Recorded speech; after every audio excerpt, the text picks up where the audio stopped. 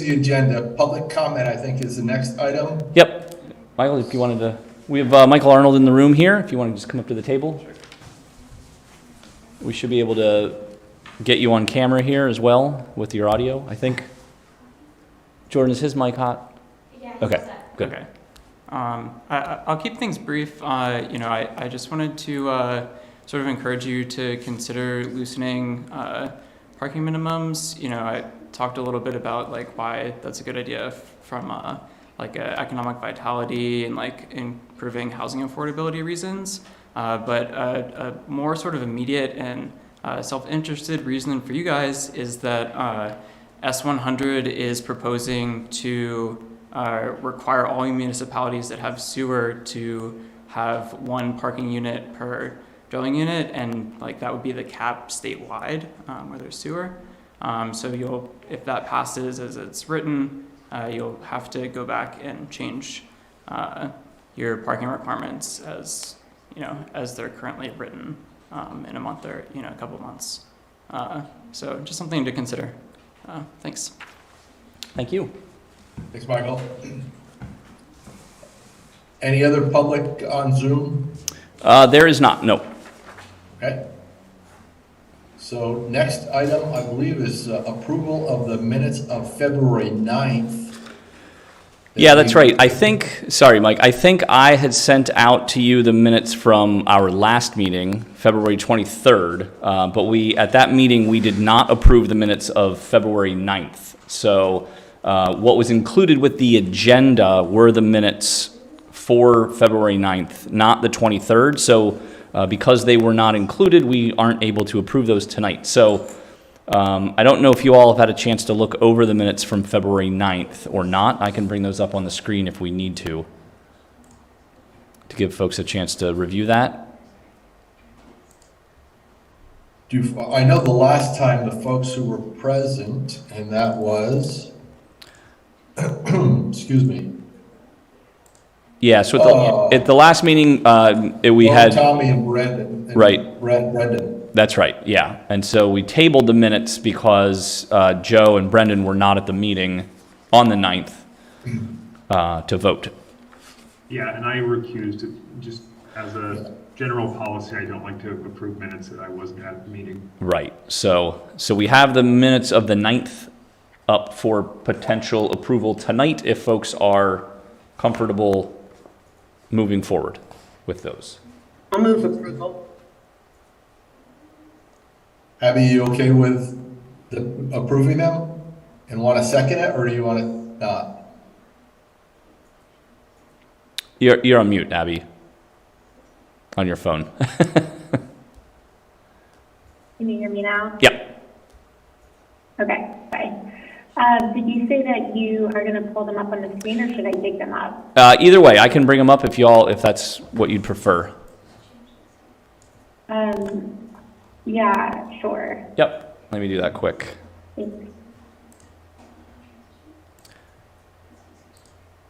So if you recall, this was the meeting where I provided a legislative update for you all, and we just had some other general discussion.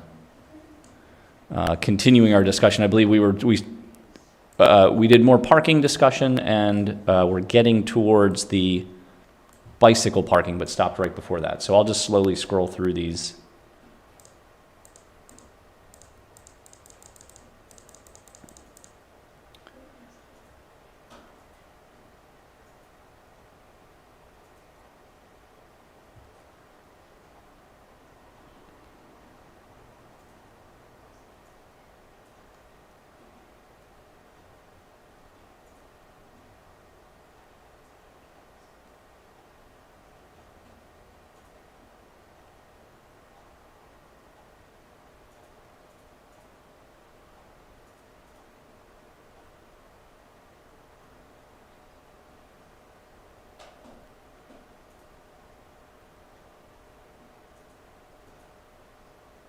Okay, Eric, that looks good.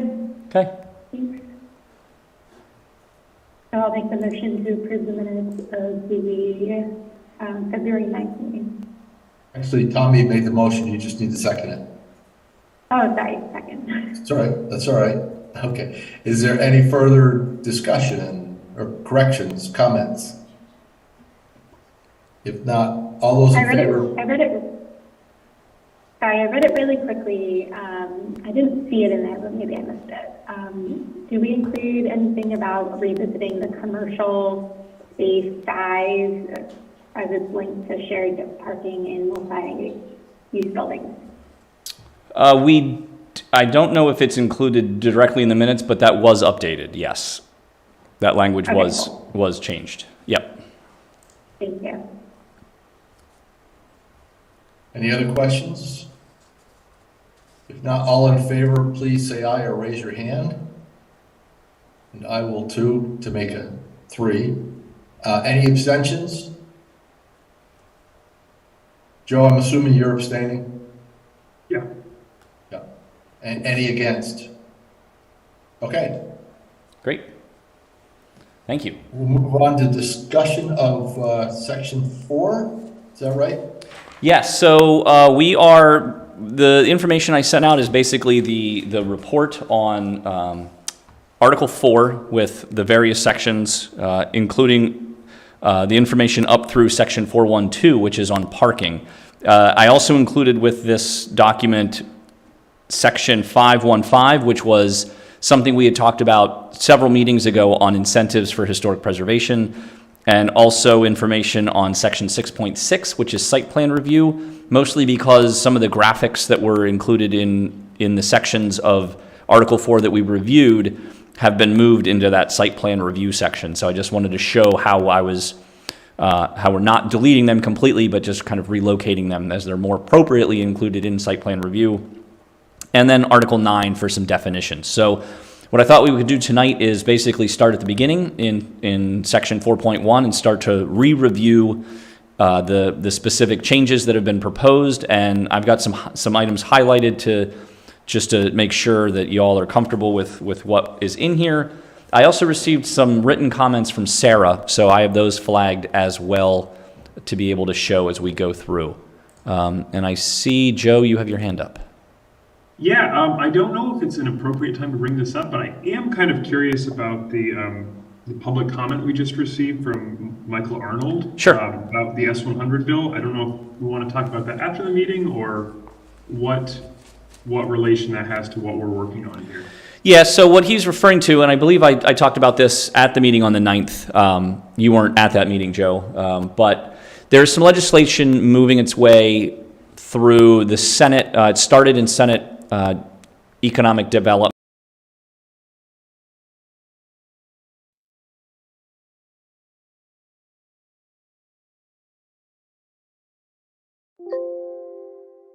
In that bill, but one of the items that's included is that there's language that would limit the minimum number of parking spaces that a municipality can require.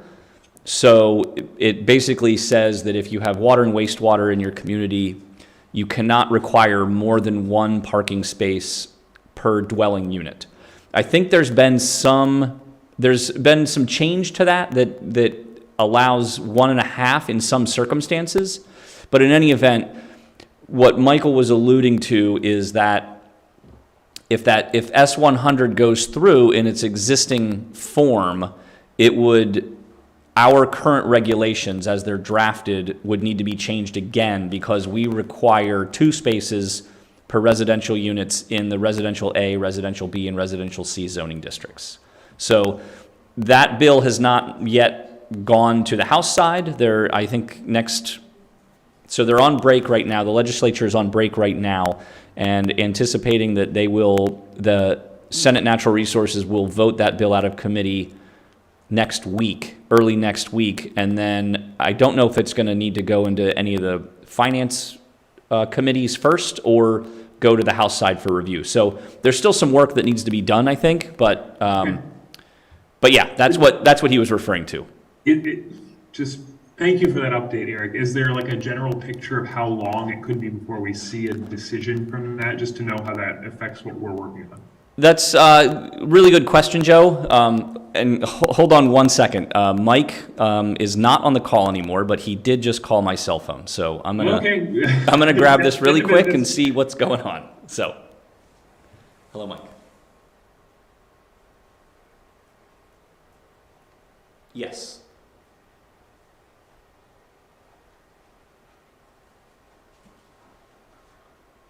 Oh, okay.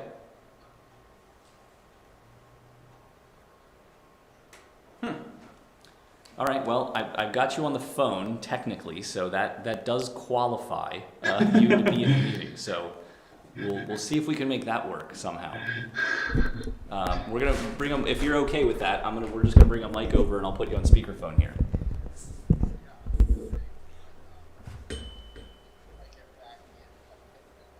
Mm-hmm. That's right. We can have Abby chair the meeting as vice chair. So let me get you on the speakerphone here and see if this is workable for folks and go from there, okay? Okay. All right. Let me turn up the volume here.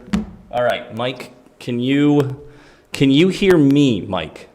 I can hear you. Folks on Zoom, can you hear Mike? We can hear mine. Okay. All right, I'll just talk a little louder, and I think we can make this work. So, Joe, back to your question. I don't know if we really have a timeline for when anything's going to happen with this bill. It may be later this legislative session. It still has some way to go, I think, before it gets to the finish line. And it's possible that those provisions would be changed again when it goes through the House. So. It's something to keep in mind, but I'm not sure where we're going to land with that.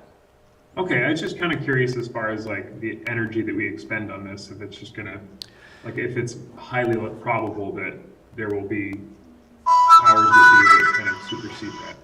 Yeah, so I think if that is something that goes, so as we talked about it on the 9th, that was something that the commission was not interested in trying to address right now. If it is something that does end up in the final form of the bill, then I think it's something we can react to fairly quickly because it really just impacts that one line in our table. So I think we can change it, and I believe even if we don't change it, state statute would still apply. So we will have time to make that happen officially. Okay. But good questions. Thank you. Are you talking about the bill that Michael brought up? Yes. The city one? Yep, that's right. I certainly hope it doesn't pass. Well, there's... For what it's worth. Right. Understood. Thank you. Sorry. No problem. So also, just so you guys know, Mike is trying to reboot his computer, so hopefully he will be able to join us again, which is some of the noise or some of the sounds you were just hearing. So anyway, included with your agenda is the report with all the sections we've talked about. I thought what we would do tonight is work our way through. Basically, starting at the beginning, as I mentioned, Sarah provided me some written comments, so I will highlight those, and I've got some other items that I'll highlight along the way, just for clarity. A lot of this hasn't changed since we reviewed it initially, but it's been a while, so I want to give you a chance to see it all. I'm back. So, I'm hanging up the phone. I'm back. okay. All right, so Mike should be joining us here momentarily, let's hope. Okay. Well, now you're on mute, though, Mike. That always helps. Okay. All right. Hear me now? Sorry about that. For some reason, my thing crashed. Okay. Anyway. Well, all right. Everybody know what we're doing here? Yep. Okay. So many technical difficulties. Right. Exactly. This is. You'd think by this point we'd have all this stuff figured out, but clearly not. Getting worse, not better. Sorry. I think it's a sign that we all need to get back in a room together. So. Right. All right, I'm going to start sharing my screen, and we will just start walking through this information. And if you have questions, please stop me. But I will, like I said, I'll highlight things as necessary. But generally, a lot of the information is not changed from previous from previous discussion. So starting in section 4.1, there's some new language here related to demolition and stabilization and abandonment. I believe we've reviewed all of this previously. Some of this will relate also back to section 4.4 on design review. So as we discussed at the last meeting, the language in section 4.4 we're intending to keep as it is now. And so no amendments. And then once we get through all of this, we'll come back and immediately start working on section 4.4 for some actual design review language. So the information in section 4.1 is just kind of set up some of that discussion. It can stand on its own, so it doesn't need 4.4 to be updated yet, but it will benefit from updates to section 4.4. So one of the comments that Sarah had was actually in this section. She was suggesting, well, she had two suggestions. One is that we don't do anything with this until we do something with section 4.4. So that's one of her comments, that we leave 4.1 as it is. The other comment she had was to include the word irreparably in after damaged here, or sorry, before damaged. So something that is irreparably damaged by fire, explosion, natural disaster, act of God, public enemy. So that it's not just a minor issue then leads to a demolition of the entire structure. So she thought that would be a good clarification. I agree with that. So that's one piece of it. The other part is whether or not you all want to move forward with any of these amendments, or, as Sarah suggests, we wait until 4.4 is updated first. Eric, I have two things on 4.1. Yep.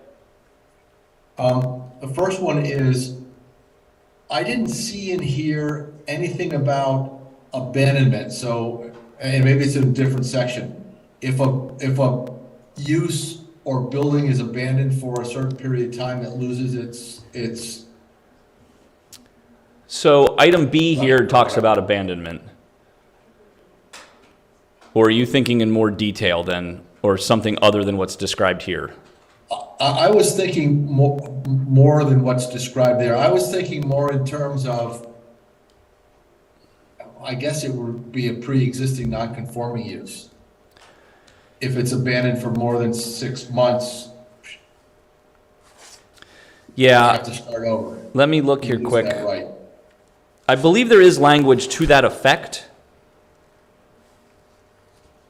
Yeah, I'm not sure where it is. That may come up in, well, so we do have section 4.9 is on nonconformities, so it may be included in there. So we can look at that again. Right. If not, I'll just make a note here that for nonconformities that we may need to address that.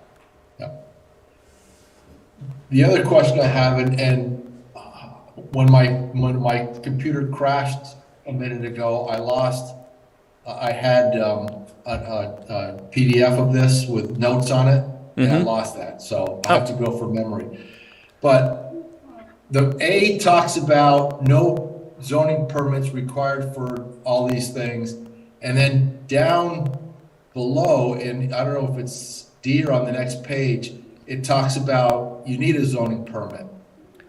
So I didn't know if that was a conflict. So under A, that's a good question, and it may need to be clarified. Under A, the intent here is that if something happens outside the control of the property owner, that for whatever reason, if there's a fire, explosion, whatever happens that causes damage to the property, they wouldn't need a zoning permit to rebuild or to repair that property to its current state or to its pre-damaged state.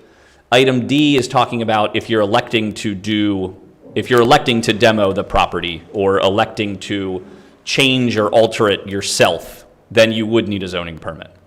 So I think the comment I had written down was on D, demolition of a building except as defined in section A or something like that. Sure.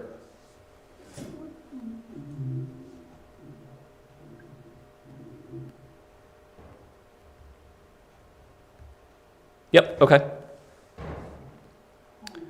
But yeah, this is really done to clarify that. So typically what happens when we get a zoning permit application in, it's for demolition, but also redevelopment. So it's not often that we get just a request for demolition. And so what the intent here under D is really to clarify that if you're coming in for demolition, you still need to get a zoning permit, even though the demolition permit itself, the actual blue card that we issue, may be coming from a different office. You still need to go through the zoning process and the appeal period and all those factors as well, if it's only for demolition. Like I said, generally that happens when there's the redevelopment proposal, so we're covering both demolition with the redevelopment at the same time and issuing a zoning permit for both. So this is just to clarify that if you're doing one without the other, you still need to get a zoning permit. Can I ask a question on that? If something had a fire or whatever, that it was no longer safe, can they go ahead and demolish it like tomorrow?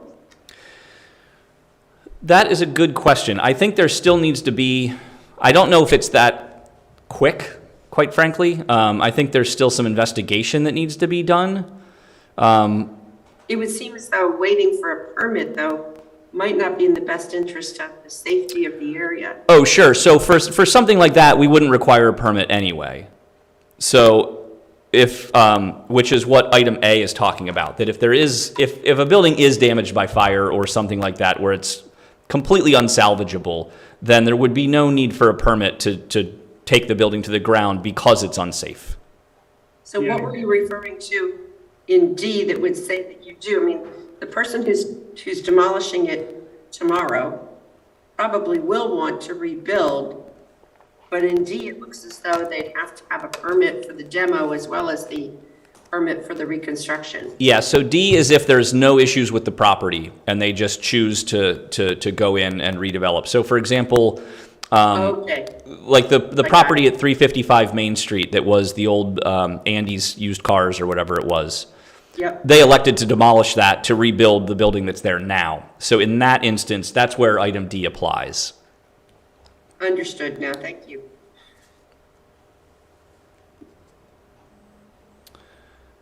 Okay, any other comments here on 4.1?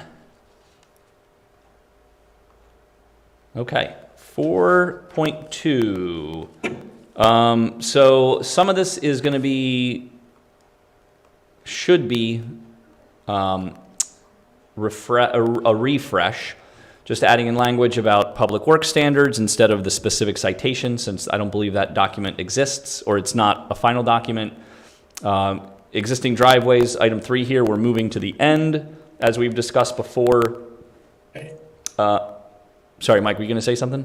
Yeah, someplace in here, and I don't know if it's up above, it says driveway shall be perpendicular close to it. Yeah. Right there, approximately perpendicular. I guess my only question is, we've had instances, or maybe Public Works allows up to, I don't know if it's a 45-degree angle or whatever it is, because we ran into it when Polly wanted to redevelop East Spring Street. Is that, I didn't see where that is taken into, unless it relates to the standards for the Winooski Department of Public Works. So I know in that particular instance, there was an amendment made to section 4.9 to add in non-conforming lots, structures, right-of-ways, and drives. So Okay. I know there was an amendment at that time to address that issue, but I think that's something that would be covered with Public Works. And on our website, I believe we have the detail. We at least have the curb cut detail. I don't know if we have a driveway detail on there, but yeah, there was, I know that was a consideration at the time. So I'm wondering though, if it says here, access shall be established approximately perpendicular to the street, I mean, that leaves it wide open. What's approximate? 70 degrees, 60 degrees, 90, 89 degrees? Should something be in there, unless otherwise approved by the Department of Public Works or something like that? So that's a good question. God, I'm full of good questions tonight. Let What's going on? me look at that to see what their standards talk about, if they have anything specific in their standards. Okay.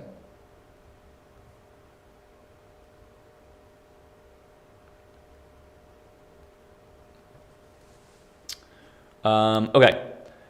So encroachment, as I mentioned, that's moving to the end. This, section F talks about, this is where we talk about curb cuts specifically. So we talked about this previously. This figure 1, I'm proposing, as I mentioned earlier, I'm proposing these figures to move to section 6.6. Figure 1, I'm proposing to delete altogether, mostly because the width that's shown here at 25 feet is greater than our public works standards allow, so it's kind of out of date with our current standards. So I'm proposing that this one just be deleted altogether. The public works standards would speak to all of these conditions. So as far as too wide, too narrow, or just right, kind of this Goldilocks scenario. So I'm proposing that this is just deleted altogether.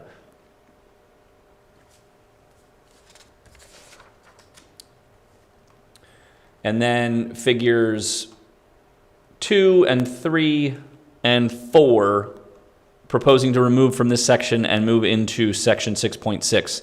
Also, just to say a few more words about that, we talked about this at the last meeting. Section 6.6 is our site plan review, and most of these figures are coming from a previous version of the regulations that included site plan review. So, or they weren't previously included under site plan review in an older version of our regulations. So basically just proposing to move them back to that section. So that's why they're showing as strikeouts here, but would come back into site plan review.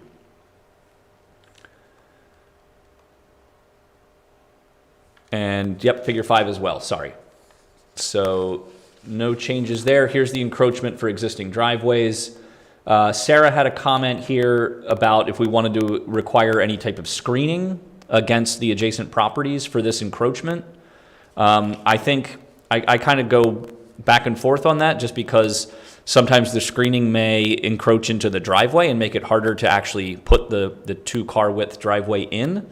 But I guess I think it depends on what the circumstances may require. So I'm not sure how folks feel about doing that. And I should also point out that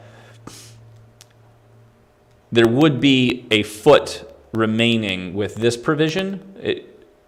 It's allowed to go up to 4 feet. They can go closer with DRB approval. And usually in the past, when this has gone to the DRB, they have talked about screening against the adjacent properties, but that's only if they're going that additional encroachment. So we can include some language here if you'd like, but we can also leave it open. Again, the intent here is really to be able to provide 2 side-by-side spaces, so that screening may encroach the opposite way back into the driveway and limit the ability to get those 2 spaces. So anyway, that was a comment from Sarah. Just wanted to share that with you all.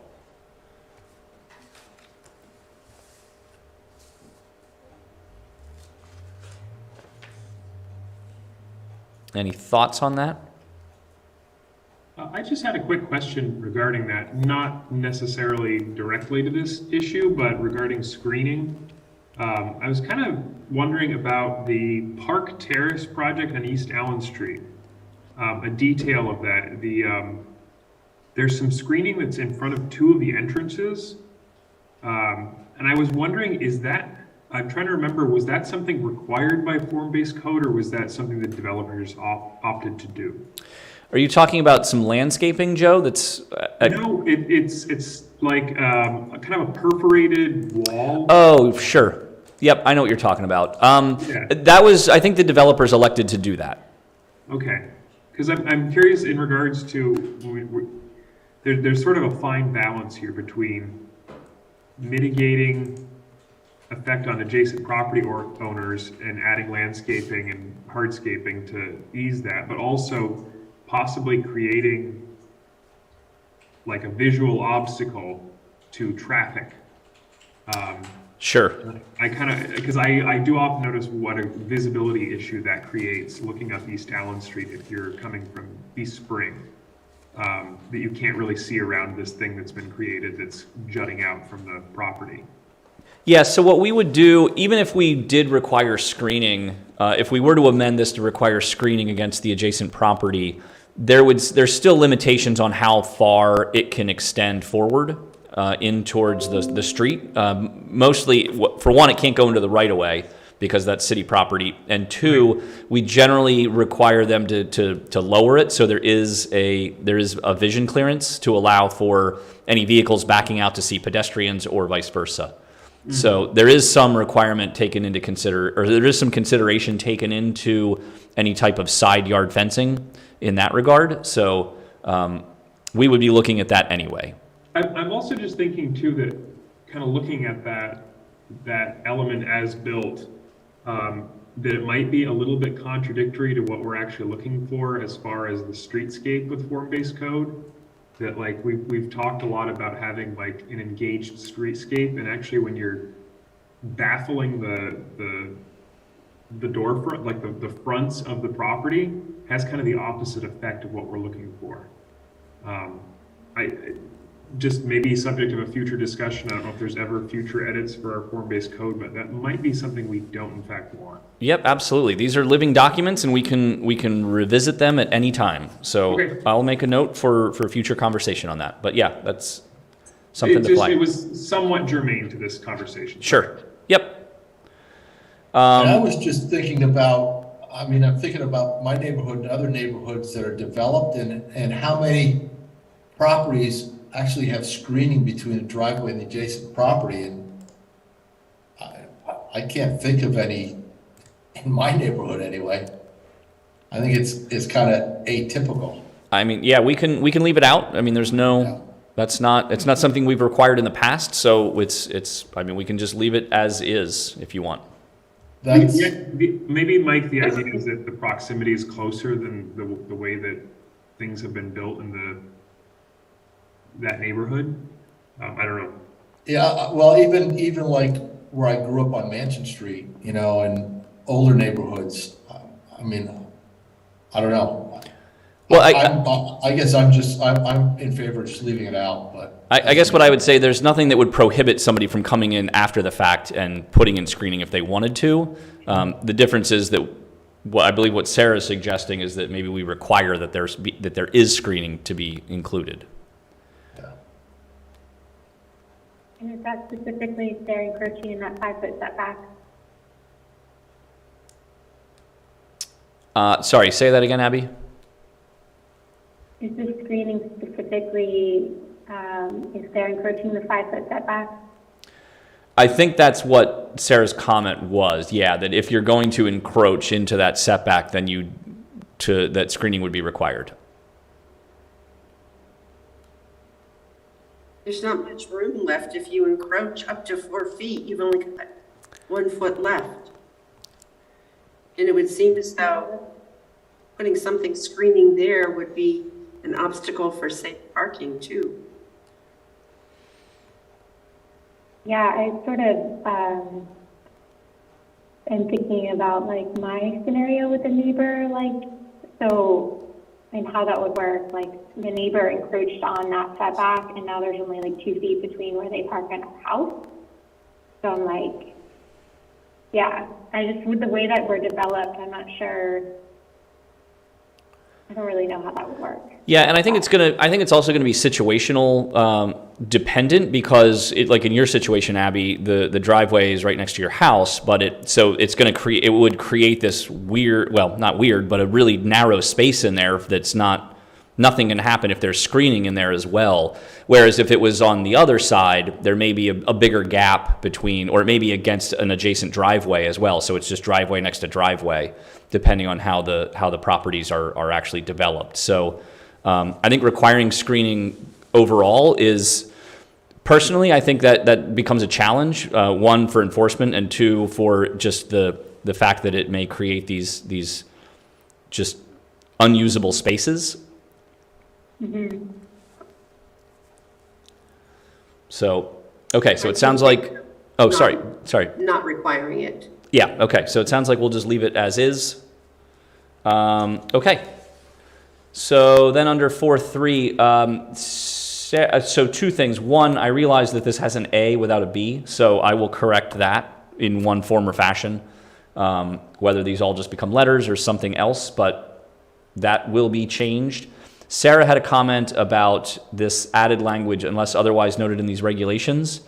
And basically, I didn't realize this, but it is kind of a redundancy in this sentence, because in the opening we say the proposed use shall be subject to all the requirements of these regulations, and then complete it with saying unless otherwise noted in these regulations. So we're saying the same thing twice, basically, or that's what I was proposing. So I'm thinking we can just strike this unless otherwise noted in these regulations line and just leave it as the original text. Sounds good. Okay. So then the only other comment, equal treatment, that's nothing new, just some clarifications. Section 4.6, again, we have an A without a B, so I'll correct that. Sarah had a comment about whether or not these items A, B, C, and D are all of them need to apply or any one of them can apply. And I had intended for any one of these to apply. So I'm proposing then to add in an or after these statements, so that if any of these situations arise, you would need a zoning permit for a wall. Otherwise, if you're just doing something decorative in the middle of your yard, that's fine, and it would be exempt.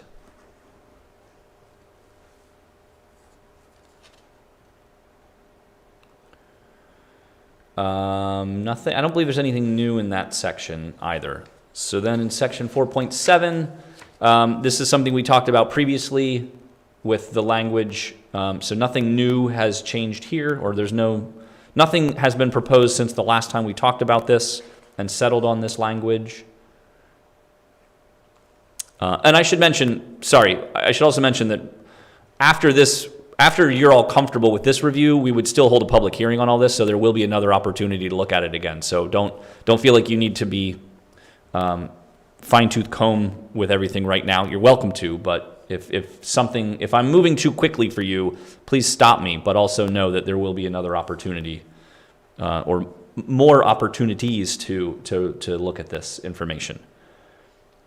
Okay, so let's see. Again, a lot of this remained unchanged, adding in the specifications for public works for street trees. 4.9 nonconformities, I believe. Yeah, okay. Sarah had a comment in here as well, but on the next page. So this is all consistent with what we reviewed before. Nothing changed in this language.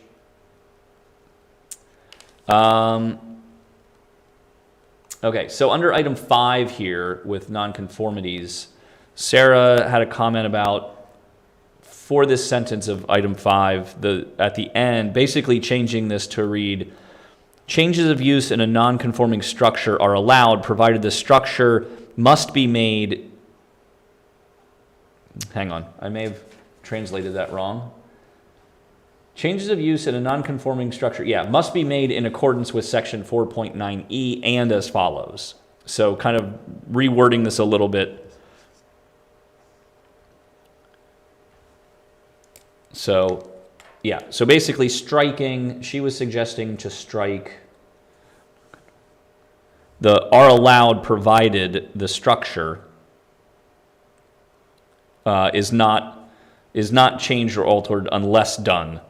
So just to say, basically taking out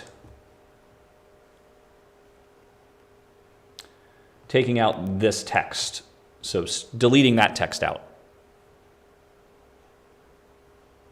So just for clarification. And adding in must be done. Sorry, go ahead, Mike. 4.9E? Yes. That's the section we're talking about? Yeah. And does that cover that, I gotta go back through it here, that the structure, the intent there is that the structure, basically the outside of the structure can't be changed. Basically, yeah. Yeah, so this is talking about non-conforming structures in general. And so item 5 I added in case the use of that structure were to change. Yeah. So that we can because it's an existing structure, just wanted to clarify that if you're changing the use in it, that's fine, unless you're doing something else. Like unless you're planning to make an alteration to the structure, then you need to do it in conformance with items 1 through 4 here. Otherwise, I guess I'm wondering why take that language out. I think her suggestion, I think, was really more for clarification. It's basically saying the same thing. She just thought it was worded a little awkwardly, the way it's worded currently. So I guess the way it's worded currently makes sense to me. It sounds like she's saying it's repetitive. Is that a little bit. I mean, so let me read this again, because she's what she's suggesting it be changed to say is changes of use in a non-conforming structure must be made in accordance with section 4.9E and as follows. So 4.9E is what this section is in. Correct. And so I guess I didn't really read 1, 2, and 3 above, and 4 above. Yeah, I mean, I think she's basically saying that it's a little wordy. But if, again, it would still require 4.9E.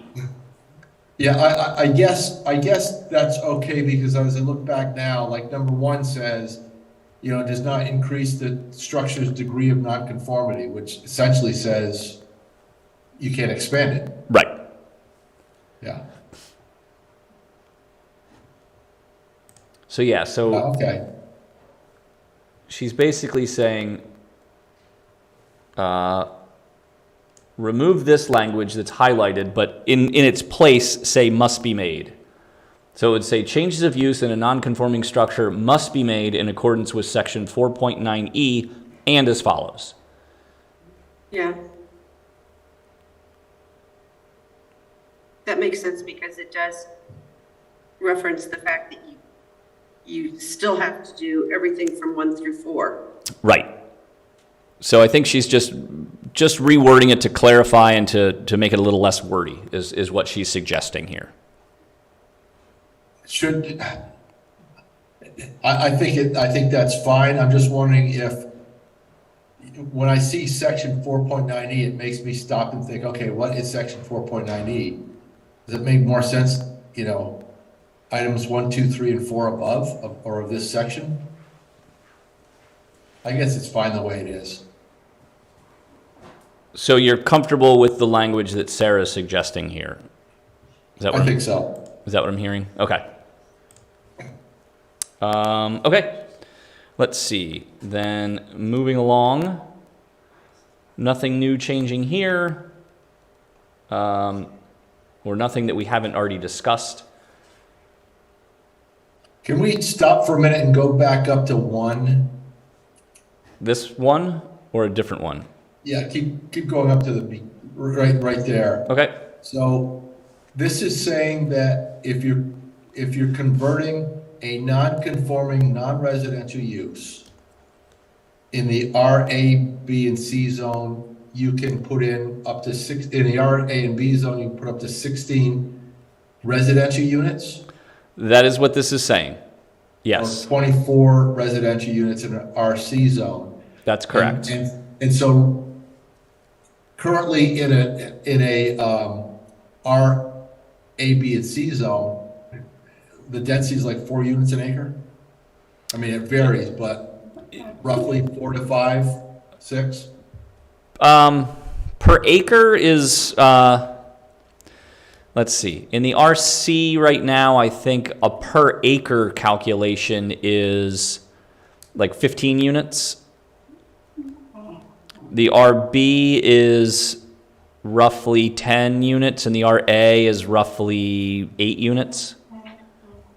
On a per acre basis, that is. Yeah, so because you can put a duplex on a lot, right? Or a triplex or whatever. Well, we do it on a per lot basis, not on a per acre basis. So it's you can do the RA and RB, you can do 2 units per acre, or sorry, 2 units per lot.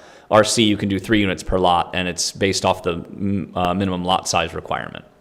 Right, so in an RA, I think it's 10,000 square feet minimum lot size. So Correct. you could put four lots with 2 units each. Right. Yeah, it's okay. Yep. So, and this is all language that currently exists in the regulations. So, Okay. I just wanted to get a feel for it. We're basically doubling the density is what we're saying. yeah, and I think the idea here was to try to get rid of some of those non-conforming uses in those residential areas. And in order to do that, they were providing some incentives for additional density. This all Non-conforming, non-residential uses. right, exactly. Sorry, yes, non-conforming, non-residential. So I don't think there's a lot of those out there right now Yeah. in the residential zoning districts in the RA, RB, and RC. So there's really only 2 or 3 properties that I can think of offhand, and I believe at least one of them has already gone through this process. Okay. But it also, it has minimum areas that need to be met, et cetera. So, and then also the parking and other requirements here. So, yeah, okay. So the only thing that I was thinking, we may want to leave this item B in depending on where we draw a design review district. I don't know if there's going to be any non-conforming, the area that I currently have proposed, I don't believe has any non-conformities in it now, any non-conforming non-residential uses. So, but we could, I think this is an easy enough one that we can leave it in, or we can bring it back in if we need to, or we can just leave it in now and it's there and we don't have to make any changes. Let's leave it in now, since Okay. we're going to we're going to talk about instituting design review. Yep, okay.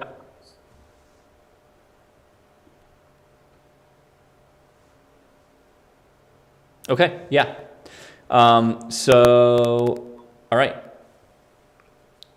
Next is the outdoor lighting. Again, this is similar to our landscaping section that we just looked at in 4.7. Similar language, just more clarification, nothing new from the last time we looked at this. And I believe we carry similar language through in section 4.11.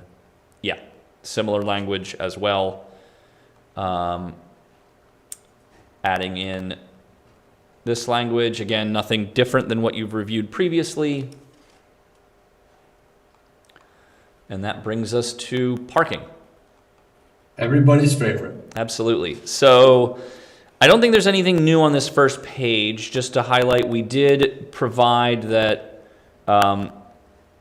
this item 2 for maximum parking, that if you exceed 125%, you need to go to the DRB, basically for conditional use, except in the RA, RB, and RC districts, just because we're already requiring 2 spaces per unit. Again, that might be something we need to change later, depending on legislation, but there may be other things we need to change with the legislation as well, so we can revisit all those once we see what the final bill looks like, if it gets to that point.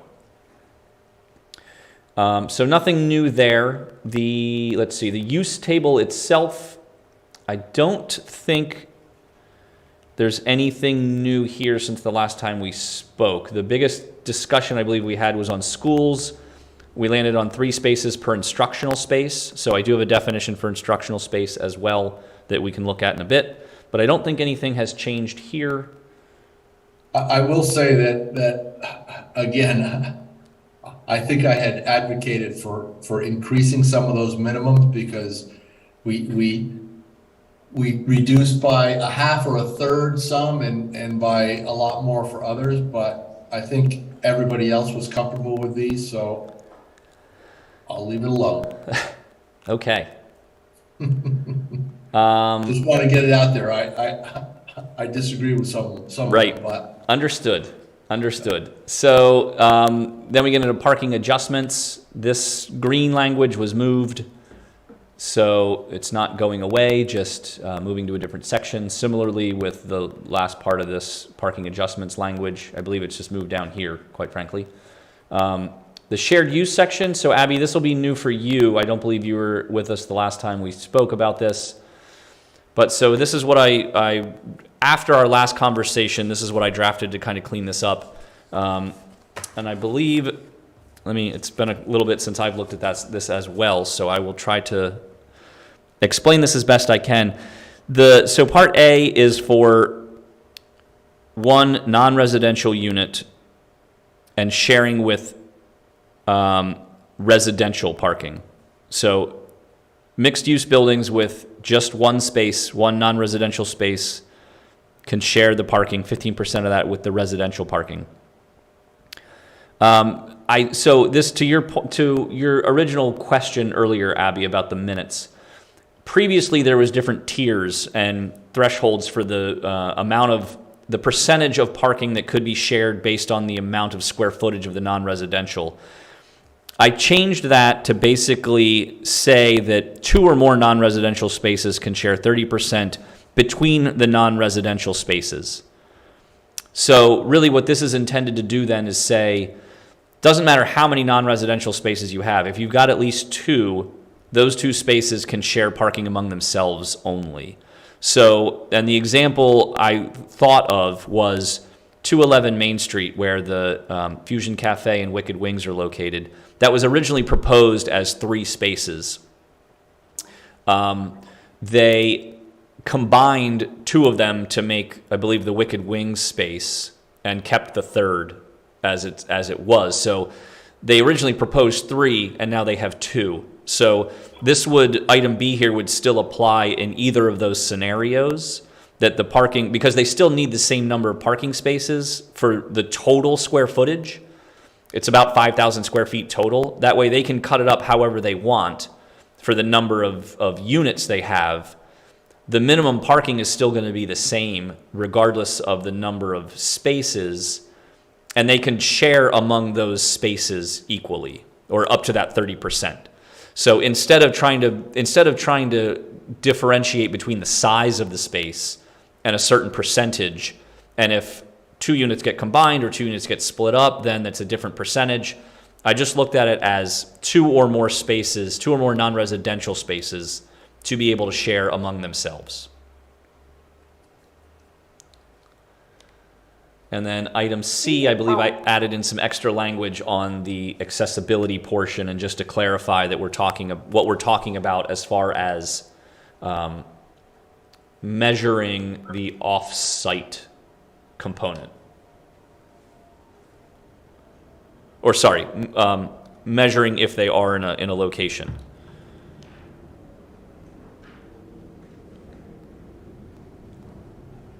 So I think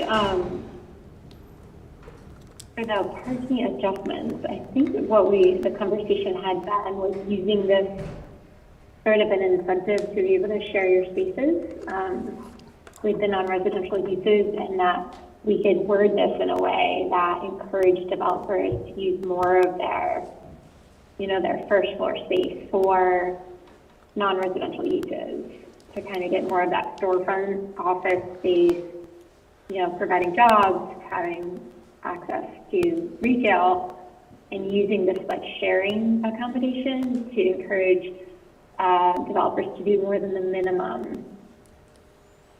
That was sort of where the conversation we were having around this.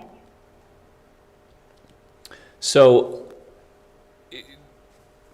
are you thinking then that this is not going in that direction?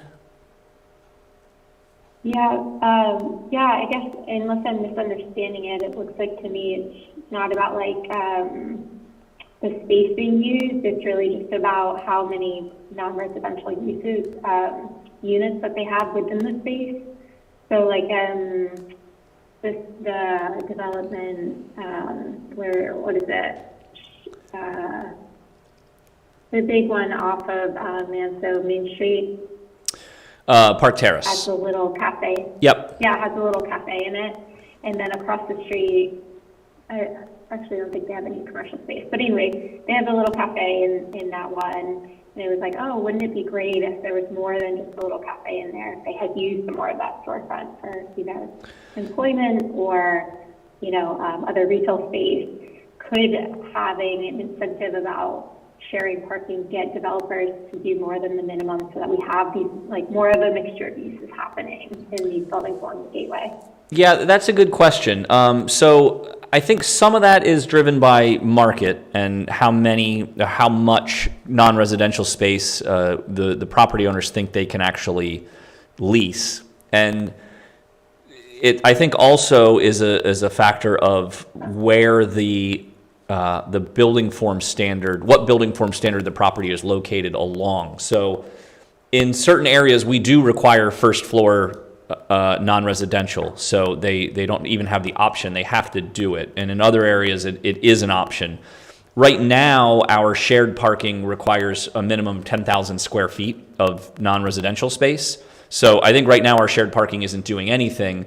And what this is, the hope here was that it would, by not putting a requirement of the amount of space or focusing it on a square footage number and just leaving it just as the number of actual storefronts they have, may actually encourage that. So they can make smaller storefronts and more of them that could be converted and could be expanded or contracted depending on the business, and may actually be more beneficial to smaller startup businesses, or as they grow, they may need more space and can add to it, and it's not going to impact their parking needs.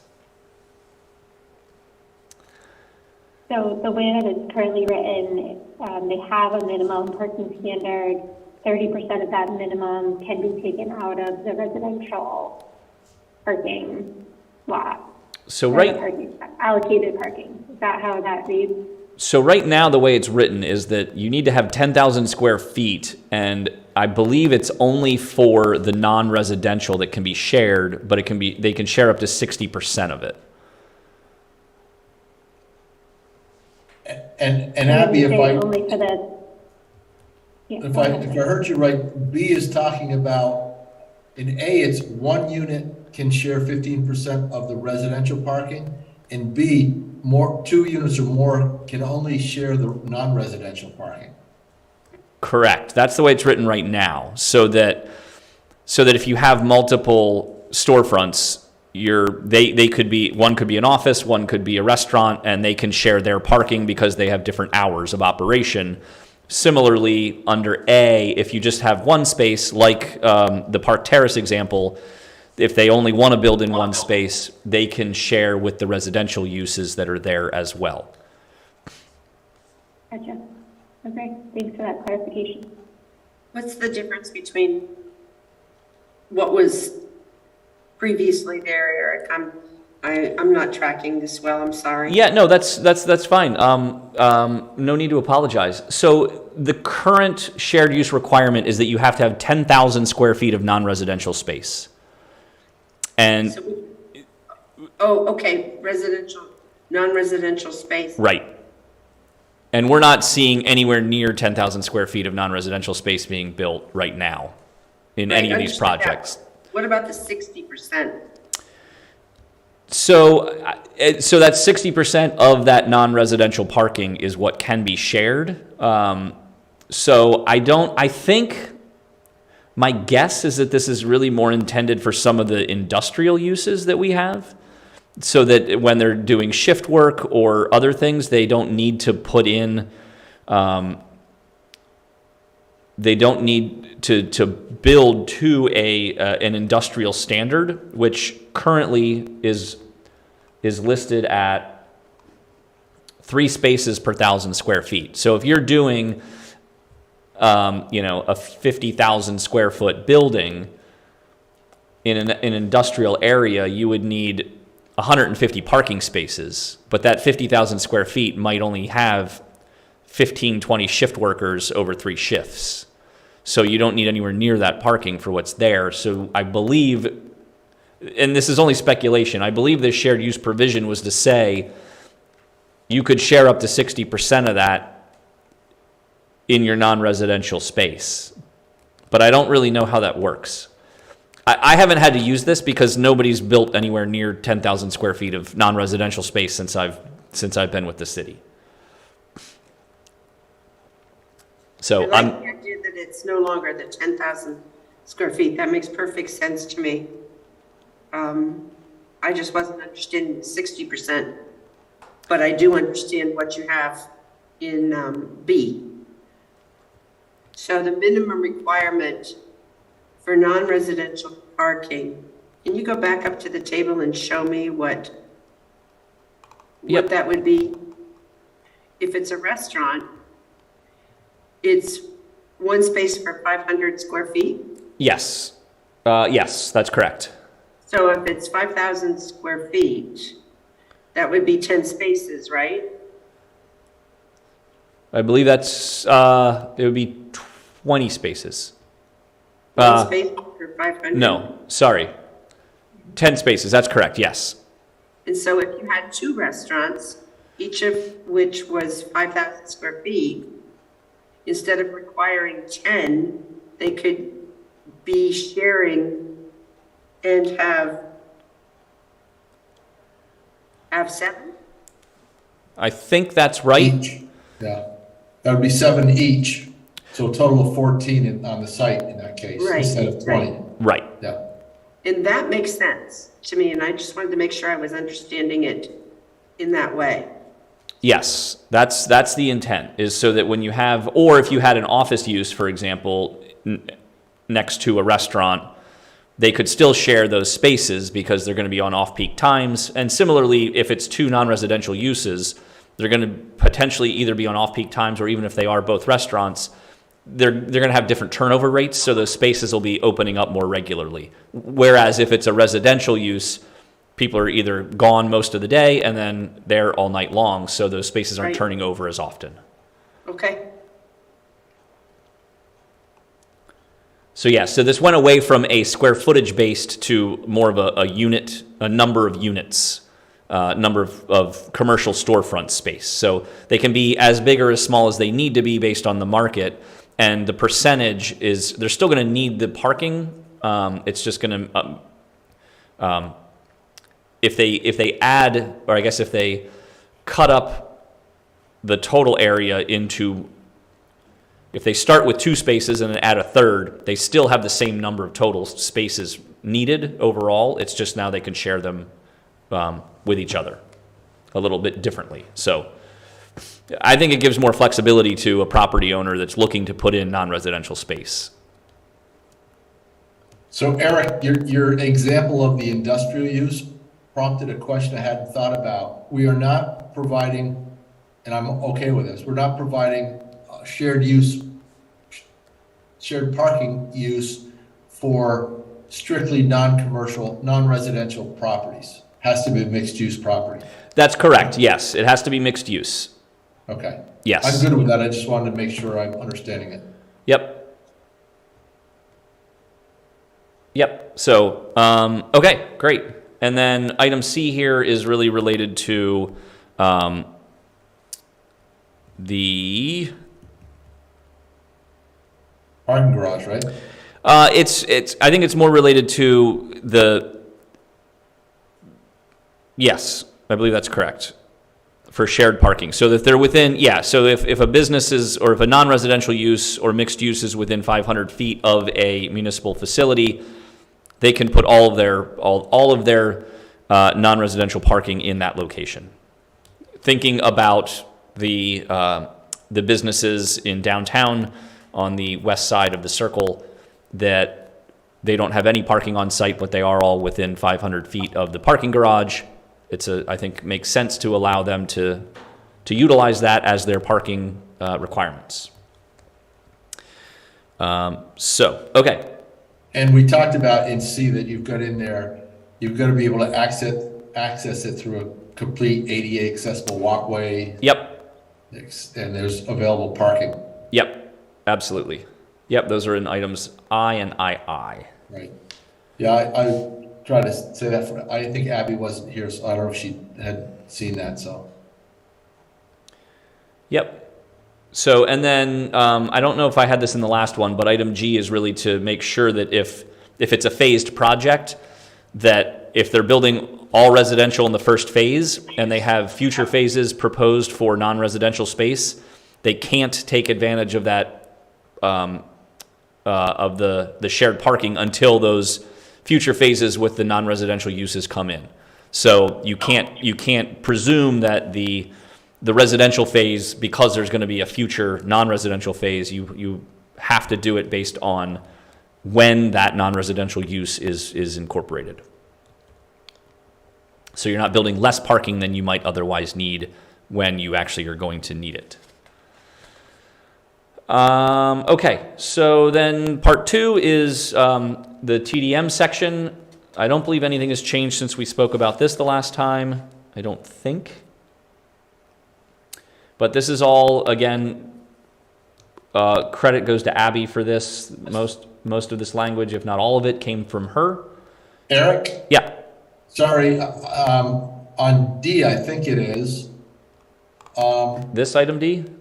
No, down at 2 transportation demand management. Yep. No, I'm sorry, go back up. I guess I can't read. On A, number IV. Okay. I guess that's what it is. Gotcha. IV. Got it. You talk about travel demand estimates, and it's under the methodology of the Institute of Transportation Engineers. Yep. But it doesn't say it has to be done by a qualified engineer. I believe that's where that is in here. No, it's down later, but it's not, it doesn't say, I guess what I'm getting at is, in this section, it says, you provide us with the travel demand estimates. I see. Down see what below, you're it saying. says you have to do some studies by a stamped engineer. But I think it should say that here too. Got That it. sounds reasonable, yep.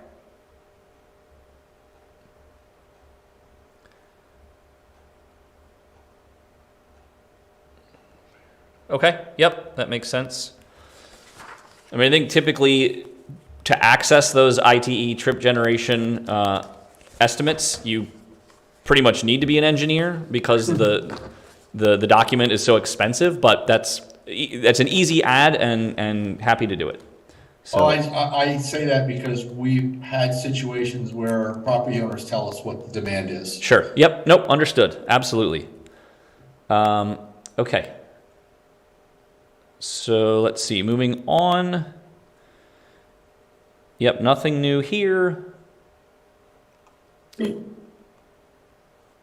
And then in location is our next item.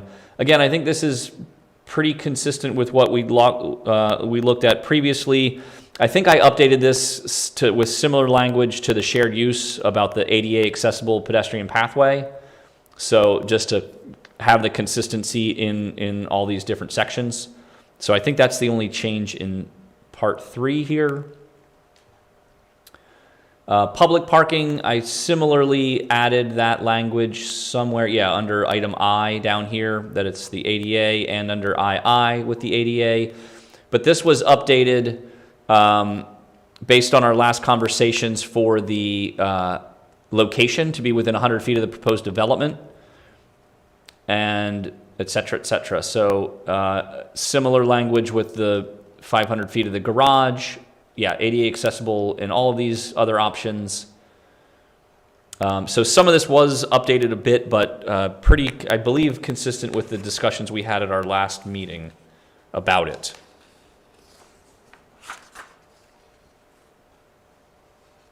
Eric, I think I saw you added it above about like ensuring that there was capacity I think this is the language in there's unencumbered public parking available in this facility. Does that also need to be added? So to this section? I kind of touch on that under item IV, that if no spaces exist, then it can't be utilized. But I mean, I can bring that language over if you would prefer that. Yeah, because to me, the spaces themselves like exist in the parking garage, even if they're full of cars. Right. Right, but the unencumbered parking, I think, goes to more of the capacity question. Yep.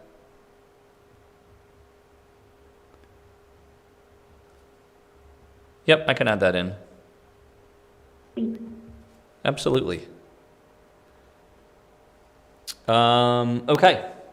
Then the next section, E, as a new section, is on incentives. So this has changed a bit from the last time we looked at it. One, I did remove the language on the housing affordability that we had included, so that's been taken out.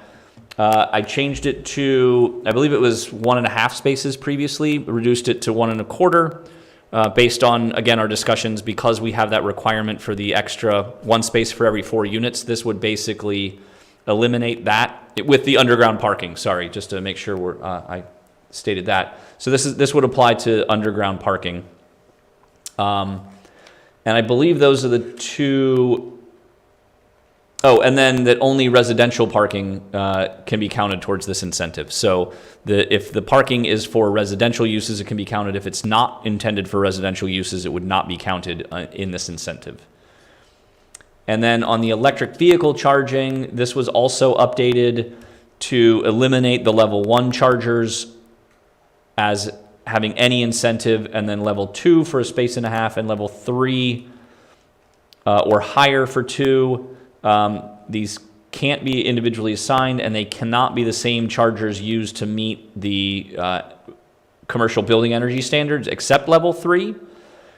And then I did place this item E so that to put a cap on the number of spaces that could be utilized, or the amount of reduction that they could get for electric vehicle charging, so they didn't just throw electric vehicle chargers through the entire parking area.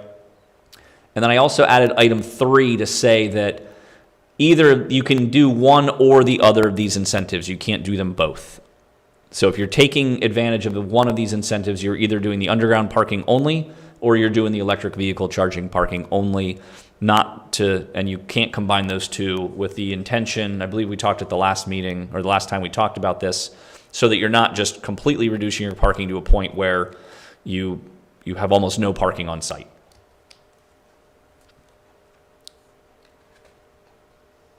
This all looks good, Eric. Thanks for updating the language. The one thing I think we discussed that I'm not seeing here was the rounding down instead of up with the new numbers.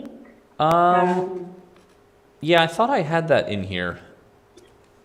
Maybe it was in another section. I will make a note of that. Rounding down or rounding up? I know we had Rounding down. Yeah, I know we had the conversation about which it is, if you round up or round down. Yeah. So for reduced parking, we were rounding up. So it might basically saying 1.25 spaces would be 1 space, not 2. Oh, would gotcha. equal 1 space, not, Yeah. or 1.5 would equal one space, not 2, right? Yes, that's right. For reducing parking, yeah, I think that's right. So we're rounding down, correct? Because, yeah, there was an earlier place where we rounded up, and I think that was for required parking.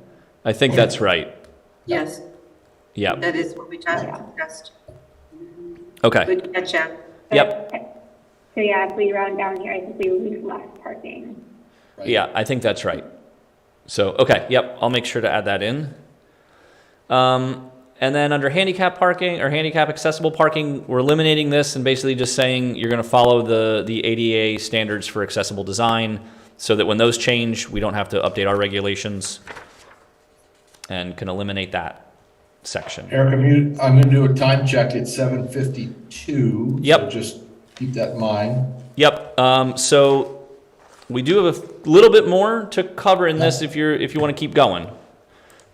This is the only item we have on the agenda for tonight, other than updates and other business. So Yep. happy to keep. Is everyone okay with sticking around for several more minutes? Sure.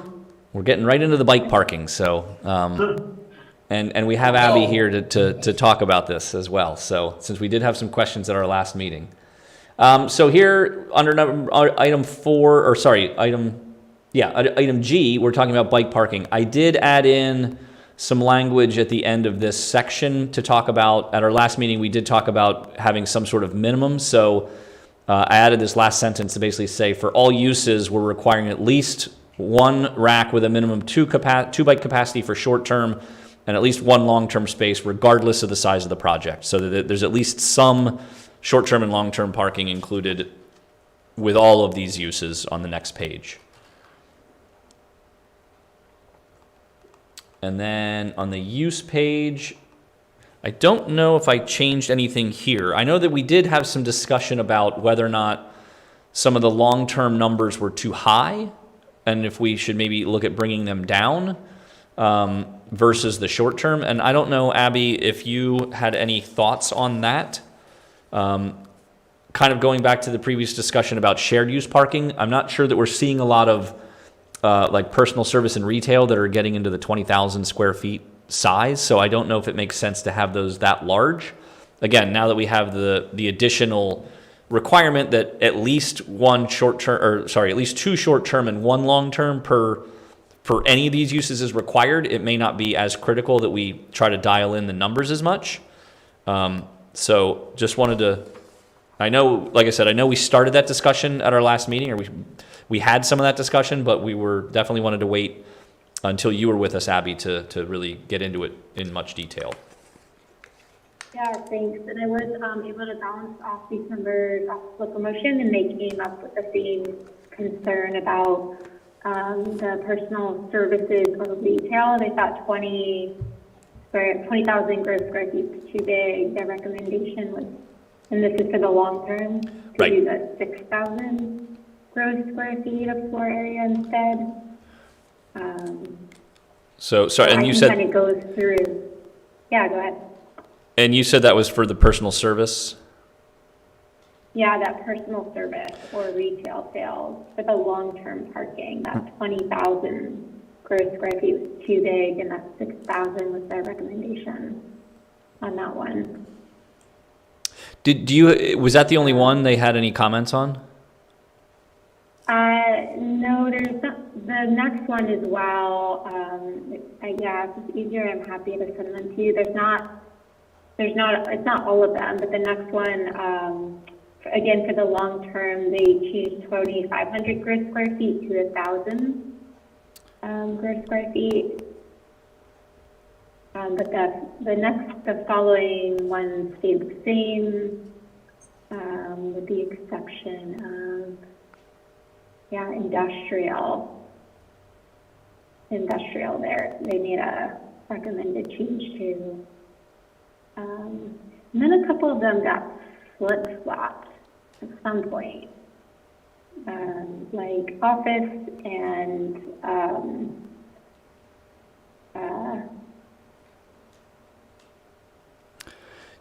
Abby, do you have an updated table that you can just send to me and I can plug this in? That might be easier that might be easier. Yeah, that might be easier to do that. So, okay. Hey, Eric? Yep. Oh, Eric and/or Abby, did we come up with a definition of what short-term means and long-term? I think, I believe I added that in on the next page. Yeah, I did.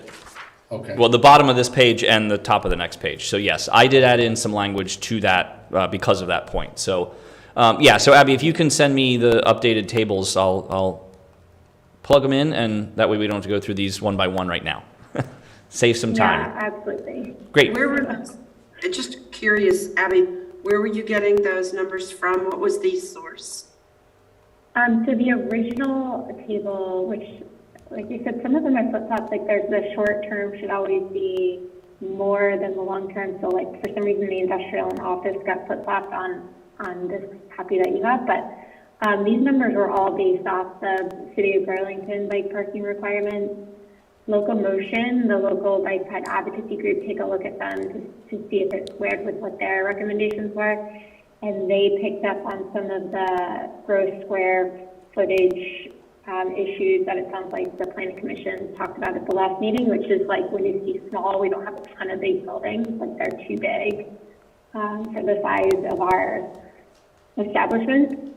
So I can share with Eric or the whole group, whatever makes sense, sort of their recommended changes to this table to kind of bring down those gross square footage standards. That's great. We did note this. Some of them to us last meeting seemed as though they were reversed. So I'm glad that got picked up on and can be corrected. Yeah, and it's quite possible that I put those in the wrong order as I was going through too. So yes, I'm glad there was another set of eyes on these, for sure. So okay, well yeah, if you can send me the updated table, that'd be great. So then in this next section, I think what was added here, Mike, to your point, is item 3 for some definitions, basically. And I wasn't sure if there were good definitions for this, so I just tried to basically say that Short term is if you're leaving a bike unattended for a period not more than 48 hours. And that long term is that it's unattended beyond 48 hours and may include consecutive days, multiple consecutive days. I didn't know if it should be 24 hours or 48 hours. I mean, I think, you leave a bike overnight somewhere, it might sit for for a little bit and then you go collect it. Otherwise, if you're longer than that, it's really going to be those multiple consecutive days. I guess I don't understand. I mean, if these timeframes are appropriate, I don't understand why you need so much long-term parking for certain commercial uses. That's just me. I don't know. For example, a restaurant, if maybe an employee leaves it overnight, but if they ride it to work, they're probably going to ride it home. If it's raining, okay, they take a bus instead of ride the bike and they come and get it the next day. But you're the expert, Abby. I don't know. I just don't understand this need for short-term and long-term parking. I can help with the definition, Mike, so that's clear. It more has to do with having a weatherproof space. Like long-term bike parking has to have a coverage, has to have walls. So it's relevant to situations that are not residential, so people can bike and be able to store their bike while they're working or they're eating in a place that's not sitting out in the elements. And that just goes to the viability of a year-round, like biking as a year-round key option. People are fine biking through the rain and, they wear the gear to bike through the rain and the snow, but they want a place to secure their bike while they're doing whatever they're doing that's not in the elements. So I can help with that definition to make that clear. Yep, that'd be great. That would be great. And then item 4, I don't believe any of this was changed as well. Basically just saying that it needs to be separated. The bike parking needs to be separated. And then the short term needs to be on site in a covered location, protected from the elements. And that the long term needs to be completely enclosed, secure on-site facility, protected from the elements with controlled access, limited to the residents or tenants of the building. And then I did add this last line about that it could be a dedicated room on site or individual storage units assigned to each dwelling or similar space. I think that was based on, at our last meeting, Brendan's comments about the previous building where he lived that had like a storage locker in front of the parking spaces that were assigned to the unit that would, I think, satisfy the long-term ability as long as it's large enough to accommodate the bike itself. So that could be considered long-term bike storage as well, or bike parking. And I don't think anything else has changed in this section. Yeah, because that's basically the end of this section. Yep. And then taking out this part, change of use, the only thing I added here was to clarify that under item 3, that for the change of use, that it only needs to be brought in conformance for the new residential or new square footage. I believe that was something we talked about previously. Yeah, we talked about that at the last meeting, that this should only apply to those new spaces. And I think that is the only other item there. Surface parking, I don't believe anything changed here. And then in the next section, we get back into all these figures. Pretty much everything from here on out, I'm proposing to delete and move to the site plan review section. So that's why all this is stricken from here. Again, it's more related to site plan review and I think is more appropriate there. So that's where you'll find those items. And that is the end of Article 4.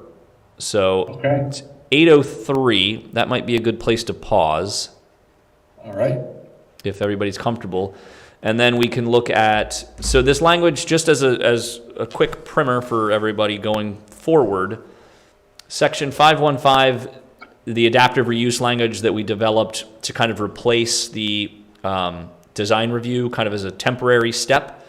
Because we already had it developed, I'm providing it for you again. Nothing has changed here from the last time we talked about it. It's still the same as it was then. So that is one item, and then after that, it's site plan review. And as you look through this information, there's a few minor clarification pieces, like adding in some titles and a few punctuation items, but mostly what you'll see is the language from the previous figures, whatever kind of intro was included previously, I've carried over and then edited slightly just so that it flows better with the rest of the section, and then added in the figures into this part where they fit under the various headings. So really nothing is new here. Just the language didn't, because of the way I had to transfer it over, it came over as new language instead of the green double strike like some of the others did. But you'll notice that it's basically, it's all pretty much the same as what was in there previously. So just to give you that little update. And then in the definition section, there's several definitions that I've added for clarity. Accessory structure is one that we have in our hazard inundation areas, but don't have included in the base regulations. And this actually came up as I had to issue a violation based off of this, so we added. I'm proposing to add accessory structure just so it's clear what that actually means. Hey, Eric? Yep. I see Christine's got her hand up. Oh, geez, I'm sorry. Christine, I just turned on the to see everybody. That was a mistake. I'm sorry. Oh, okay. I was hoping that you hadn't had it up for the whole time because I had clicked the thing to not show people who weren't talking. No worries. Or who were on video, I guess. So this definition for certificate of appropriateness is something that is related to the new design review language. So that may be something we want to hold off on, including some clarifications in with demolition and with 2-unit building, a new definition for fence because we've clarified some of the language in section 4.6. Instructional space, new definition because that shows up in parking. Clarification on land development about demolition, again related to sections in in Article 4. Party wall, this is related to 2-unit. And both of those, actually, these definitions are, again, because of some situations that I've seen with development where somebody's basically just, they'll have a single unit dwelling and they'll basically just put a little breezeway or a little roof line and build another building and say that that's now a 2-unit. And so I'm trying to clarify that to really be a 2-unit, we want them to be connected somehow. So party wall is included in the definition of 2-unit now. So I wanted to make sure we had a definition of party wall. Substantially commenced, another definition that's in our inundation hazard section, but not in here. But this almost led this. I'm adding this because I almost had to issue a violation based off of this definition. So just wanted to make sure it's included as well, and a definition for wall. So anyway, just that's basically the end of all of this. But we can commence review at a future meeting. So just to give you, I just really wanted to give you that high level overview of the rest of the section, since there's not a lot that's being changed or being proposed in the next couple of sections. So ideally we'll be able to get through updates on bicycle parking and the rest of this at our next meeting. So yeah, I think it's a good place to stop. And I think the next meeting, maybe we can go through the bike parking stuff after you've got the changes by Abby. Yep. And get through section 5 and the definitions you just talked about. Yeah. I think that would be, and then we can potentially, if y'all are ready to, we can schedule a public hearing on this section and then start in on design review. Sounds good. Thank you for your attention on that, Abby. I do appreciate that. Yeah, no problem. I've been really eager to get this up in front of us and moving forward, so happy to help. Okay, let's move on to city updates. Christine, do you have anything? Just town meeting day. That's all I've been up to. Everything passed. We'll see how the charter change goes next year. I don't expect the legislature to address it since they've already done crossover, but, yeah, all budgets passed. Very low turnout, very high pass rates. Yeah. Well, congratulations. Thanks. Eric?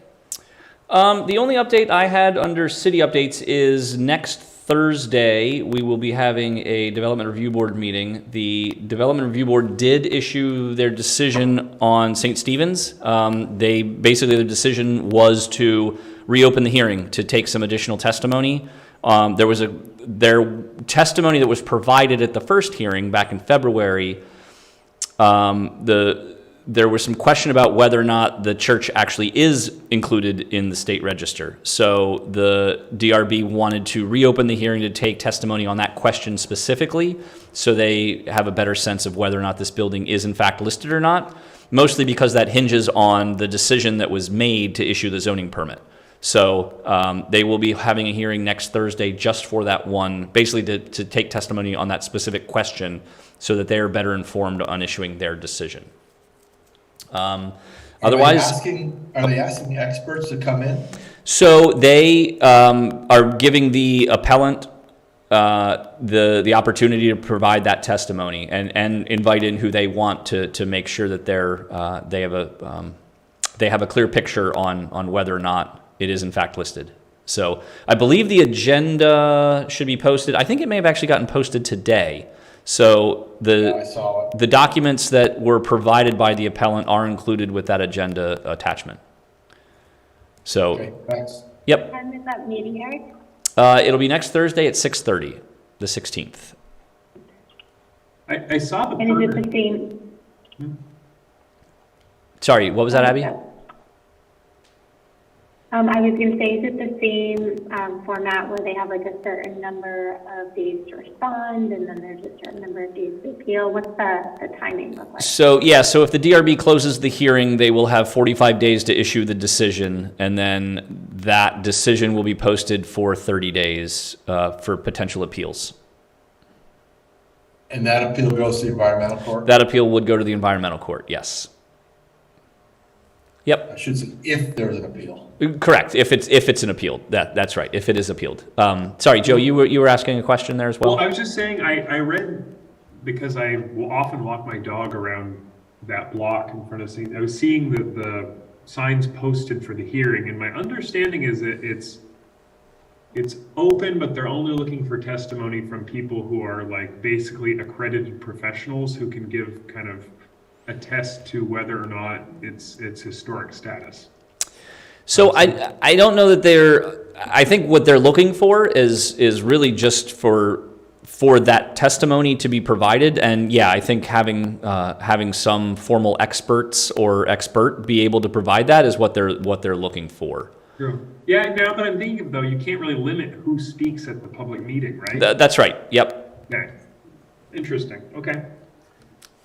So I think I guess that's really what they're after, is to have some level of expertise provided at that hearing to be able to give them a better sense of whether or not the property is listed or the building is listed. I think there was, again, I should caveat all this by saying I was not in any of their deliberations, so I don't know what the specific questions were. Right, and I'm only speaking to how I saw the meeting being notified, because it did kind of give the impression that, like, unless you're an accredited preservation specialist, like, don't come and speak here, was sort of the... Yeah, I mean, because it's a public hearing, anybody can speak, but they may not, the testimony may not be utilized. Okay, understood. Okay, And that's all that I had for city updates. thanks, Eric. Yep. Does anyone have any other business? Can I ask a question here? Sure. Our housing initiatives director position, how's that coming along? We actually, oh, sorry, go ahead, Mayor. Same thing, I was just gonna say, there's an interview tomorrow.